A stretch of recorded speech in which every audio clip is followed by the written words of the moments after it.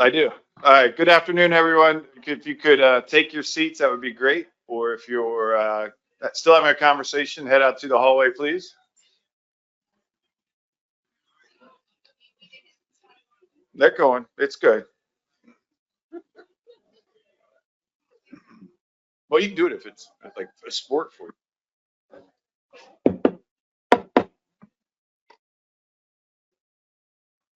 All right. That was Tony. She's grumpy. All right. We'll go ahead and get started with the presentation from the Responsible Offshore Science Alliance. I hope I got that right. ROSA. And I would like to introduce Dr. Renee Riley, who is the Executive Director of ROSA. Renee will give a presentation, and then there'll be plenty of time after that for questions and comments and just general lay of the land. So with that, Renee, welcome. We're glad you're here, and take it away. Thanks, Bob. And thanks everyone for the opportunity to speak to you all. If you don't know who I am, as Bob said, I'm Renee Riley. I lead Responsible Offshore Science Alliance. And we wanted to come to you all to take a moment and talk about who we are, what we're working on, and how we can potentially partner with all of you. So just a little bit of background in case you're not familiar. ROSA was formed in early 2019 as a 501c3 nonprofit partnership between the Responsible Offshore Development Alliance, or RODA, and offshore wind developers. So RODA, as I'm sure you know, is a commercial fishing trade organization, and the increasing momentum behind offshore wind development was this driver for creating sort of a neutral third party where science could be prioritized so that we could kind of cross sectors and facilitate coordination of all the regional science that was going on around offshore wind development specifically. And since then, we've had quite a lot of work that I think is relevant to all of you around the table today, and that I would like to get some input and feedback and sort of grow our coordination with the Commission's efforts and with each of the states. So the organizational structure of ROSA is important to this story because we're led by a board of directors. Bob actually has joined as a not to represent either sector, but to really bring the regional management perspective to our board of directors. And they provide the fiduciary and oversight of our operations. But a really important piece of ROSA's structure is our advisory council. And that has representatives from both the commercial and recreational fisheries, as well as folks from each of the states along the Atlantic coast and ocean developers as well.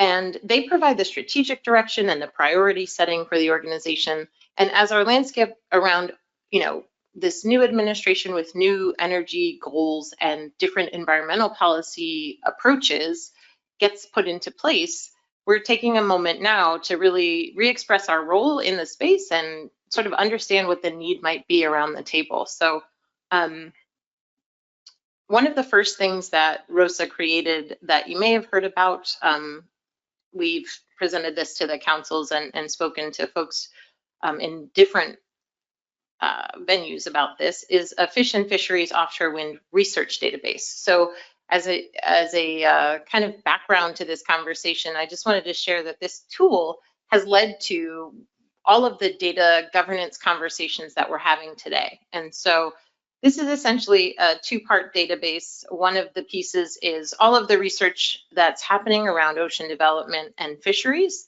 And that includes everything from fisheries monitoring plans and site assessment work. And also the second piece of the database is all of the research priorities that have been set by the councils and the states and federal organizations like BOEM and NOAA. So what's in there? There are 221 projects in the database. We just had an update pushed through in January. And as I mentioned, it has both the fisheries and benthic monitoring plan work, as well as research that's being funded outside of that, either by private organizations or the states. There are also 323 research needs, and a large portion of that is supplied by the synthesis of the science that ROSA and partners developed to really think through what are the research gaps? What do we need to know to create offshore infrastructure that's going to be developed in an informed way?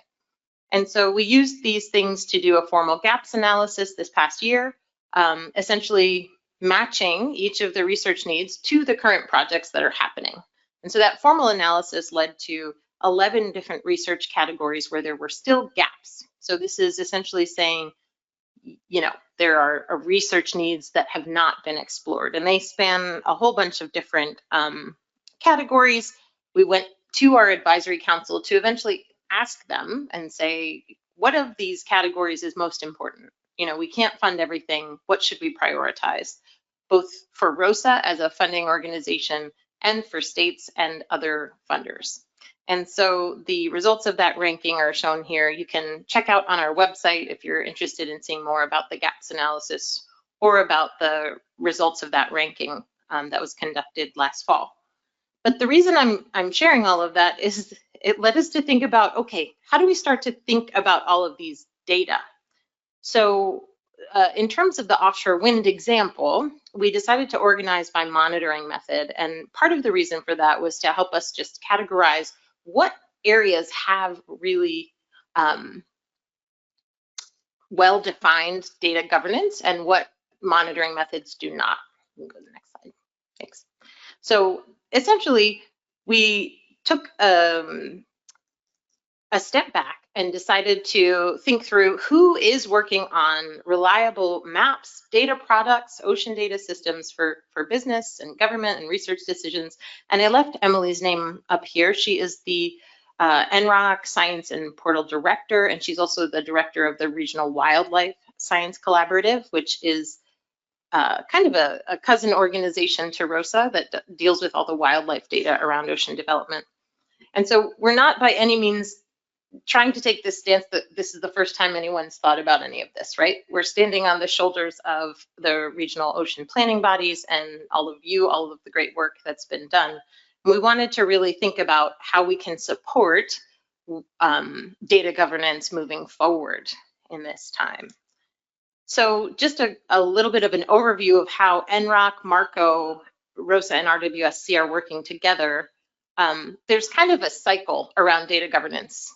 I know this is not super exciting, but I know that all of you appreciate that in order for ocean data to be most effective, we have to think through each of these steps. So there's identification of the needs in terms of ocean data and the use of those data, developing maps and data products that are going to be used to serve those needs, and then assessing the data management infrastructure for existing, growing, and new data streams. And that's particularly something I want to get feedback from all of you on, is integrating new data streams into the existing infrastructures you already have.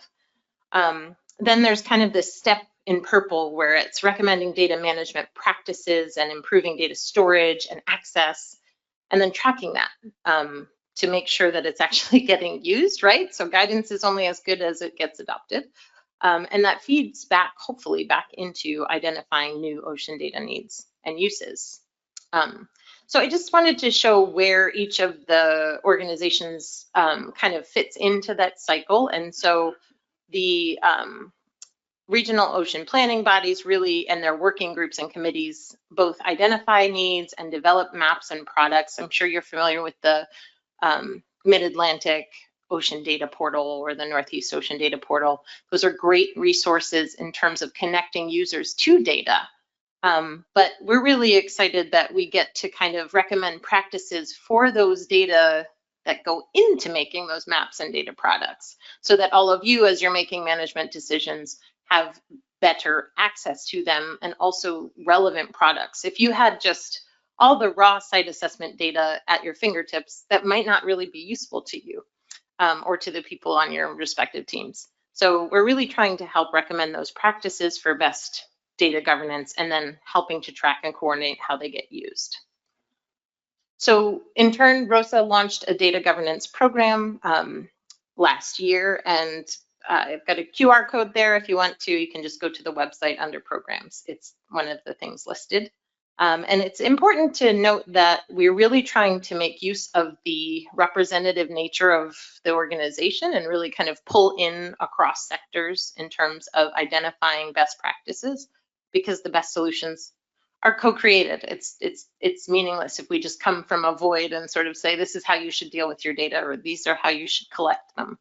So this data governance program went through a scoping phase over the summer and kicked off in the fall.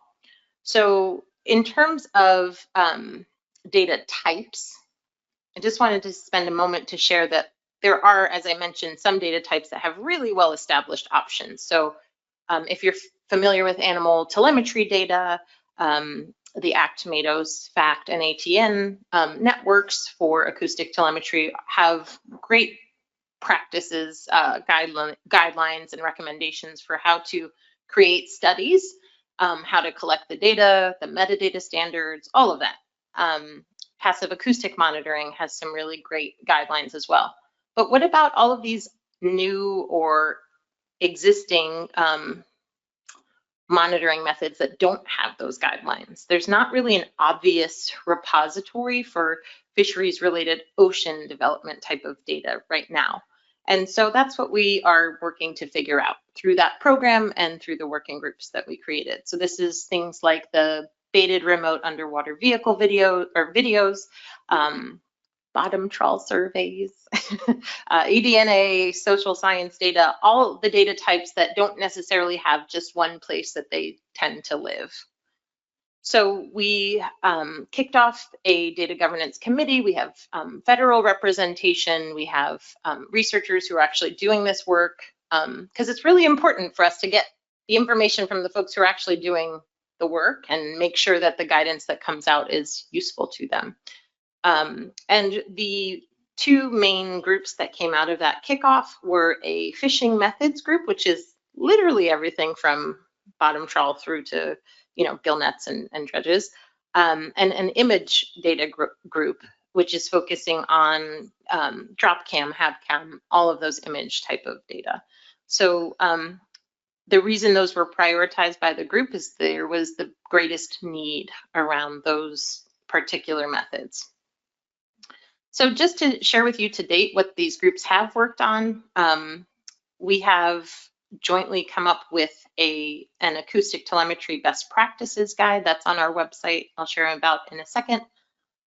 Data policies, so that if your state or your organization is going to be collecting data, you have really clear understanding of who owns the data and who's stewarding the data, right? Those are two separate things. And especially as we're talking about cooperative research, we want to think really clearly about who owns the data and who's stewarding the data long-term, as well as guidance around data sharing with respect to our own requests for proposals or awards. So the one pager that's on our website, I just wanted to share the reasoning behind creating these really clear best practices is, a nonprofit like ROSA might come forward with recommendations. We really need to have mechanisms for, in this example, ocean developers to be able to advocate within their companies for sharing those data, right? So a lot of site assessment data and work that goes into environmental assessments has to be sent, as part of a permitting process. But the road shouldn't end there. And that's a very strong statement to say, because it means that we're really inviting folks to join us in this movement towards findable, accessible, interoperable, and reusable data, fair data principles. So this is a first step, and it allows ocean developers, for example, to be able to think about what is and isn't proprietary data for their organizations in a new way. So the data policy that we created is designed to help inform other contracts and agreements so that the research can advance knowledge and be used in decision-making and have more wide utility, as I just said. So we're really encouraging folks to adopt this language. It's on our respective websites for both RWSC and ROSA, and really talks about ownership, non-exclusive license, And that doesn't mean you just publish your data right away and everyone has access to it, right? There's absolutely all of the conditions that fall under the regulatory requirements for confidential data and proprietary data when they're necessary. But we do want to make sure that there is a clear path for data that are not proprietary to be shared and what that means. So not just a report on a website somewhere, but actually publishing to a repository and making those data available for future analyses. We also have developed a data management and sharing plan. This is another, I'm sure it doesn't sound exciting, but it's a really exciting tool for us to be able to have clear and standardized ways of collecting data. So this is everything from how do you collect your lat longs when you're, recording a given sampling event, right? Those kinds of nitty-gritty details allow us to, no matter where the data are being stored, make them interoperable. And so that template is now available on our website as well. So just to sort of highlight that the data governance working groups are working to recommend documentation, including metadata, coming up with standards and recommended repositories for different data types, how to organize and structure data sets within a given project, whatever that means, and any other specific info that should be included. Because as you go from one university to another, or one contractor to another in terms of environmental consultants or NGOs or states or the feds, you have very different standards. It's not that the standards don't exist, it's that they're not necessarily designed to make things interoperable. So how can we be good managers for our future selves? And what questions can we answer if we get to a place where we can have data that can speak to one another? That's really the larger question, so that we can preserve and publish data to answer regional and cumulative type of questions.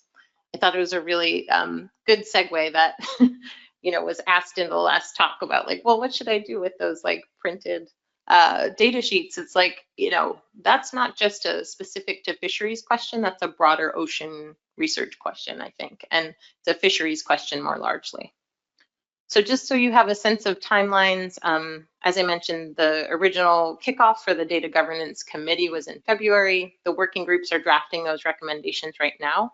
This is an open invitation. If you're so excited by hearing about this and want to join in, please come find me. I'll be here, and my contact information, and of course on the slides. So in July and September, we have a target for getting the drafts out for comment and feedback. We obviously want to be sensitive to the fact that our history informs how people view the recommendations we make as an organization, because we were in that offshore wind space. But this information and this work is so broadly applicable beyond that, that we really hope that we can move into sort of partnering and advancing this idea around data governance in a really broad way, so that when these final materials version 1 materials get released in October, they will be, broadly applicable to folks. And so I wanted to approach the conversation today by asking essentially for ways that ROSA can support what the Commission and what the member states are doing. So for just a really brief or high-level example for state fishery management plans, what coordination of metadata or data structures have been created across states, so that if you're someone who needs to get at fishery independent data for an assessment, that's consistent state to state, and you can essentially pull from those things. So if that's already happened, we can learn from those processes, or we can help to pilot some tools that the states can be using to actually move towards that. And again, just stressing that site assessment data or monitoring data, while they are created for a specific purpose, really can be used to support other fishery independent data collection efforts. So ACCSP has done all this amazing work of integrating fisheries dependent data collections, all the catch data. And of course, they can't do everything. They're not designed to be Maricus or Niracus that do all the ocean observing, right? But they rely on the integration of those data systems. And so going forward, if and when that evolves, some things are not maybe going to exist in the way that they used to. So we really want to understand how the commission is thinking about being able to tie together data, so that it can focus on its fisheries mission without being pulled in all those other directions. And there's really a role to play. So I'll just leave with a final plug for a briefing that we are hosting at the end of the month. We are essentially going to share our core tenets and the policies that our data governance strategy contains. And again, focusing on how we can work to ensure our research outputs are fair, sharing whatever progress we have on the practical guidance, and allowing for an opportunity for collaboration and integration with states or your organization's existing data practices. So that's virtual. It doesn't, cost anything. We'd really love to have broad participation. And with that, I think I will close or take questions. Thank you. Great. Thank you, Dr. Riley.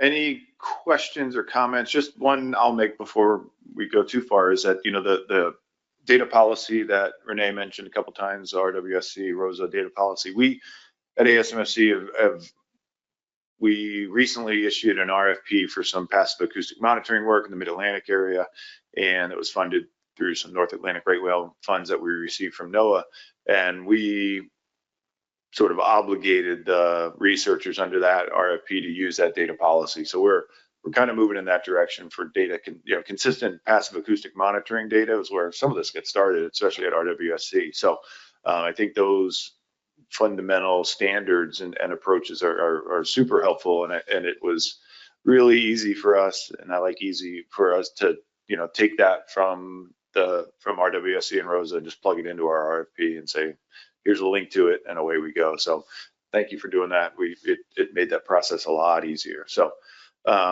any comments or questions for Renee? Yes, Rob. I just have a quick question. Are you familiar, is there anything like ROSA in Europe? In other words, is there data information there that they've kept on some of those wind turbines over there? Because my sense is that'd be helpful information to understand as we work on these issues here in the United States.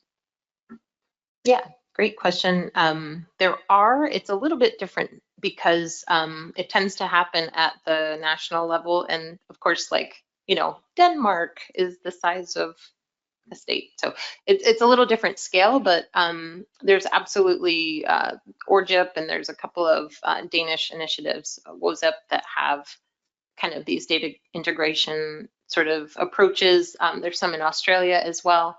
And I would be remiss if I didn't mention that we are participating in all the ICES working groups. And so that's a really great way for us to keep the connection to the international community. So obviously NOAA participates in those as well. And it's great that we get to have a seat at that table. So we participate in, I think it's like 3 different working groups at ICES that are focused on not even necessarily just offshore wind, but sort of this data governance question. Jeff, did you have your hand up? Yeah, thanks, Bob. Thanks, Mr. Chairman. Nice to see Renee, and I really do appreciate the work you've been doing on making sure that the data that's being gathered from all these disparate sources, all these projects that you've been monitoring and other people in your space, finding a way to share that broadly. You've made a lot of progress there, and it's good to see, because that was a real big issue 5 years ago, where everybody wanted their own data to be proprietary, again, around the wind issues. So thanks for that. And it's interesting to see you're broadening out now to advise, other researchers in other spaces. I hate that word, but everybody knows what it means in today's world. So thanks for that. It's a good presentation. You really create, I think, strength in the organization and broadening it out the way you have. So it's good to see. Thank you.